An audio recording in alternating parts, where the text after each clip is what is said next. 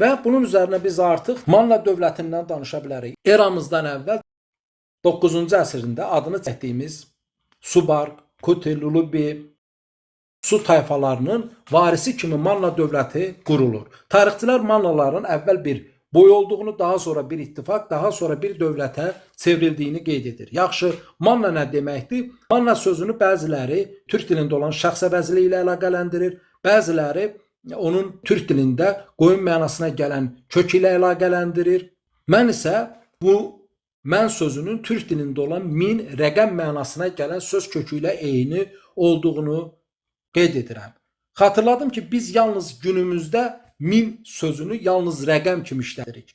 Min sözü qədim türk dilində həm rəqəm, həm çoxluq, həm əbədiyyət, güc mənasına gəlirdi. Və türk dilində olan məngü sözü ki var, əbədi, həmin o məngü sözü də yenə min sözündə n-nın nıqlaşması ilə yaranmış sözdür.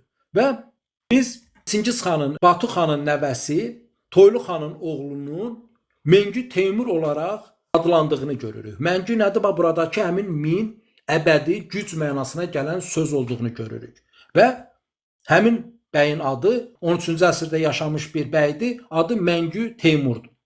Yəni, demək ki, həmin Məngü ilə Manna sözü eyni sözdür və əbədi, birlik, güc mənasına gələn söz olmuşdur.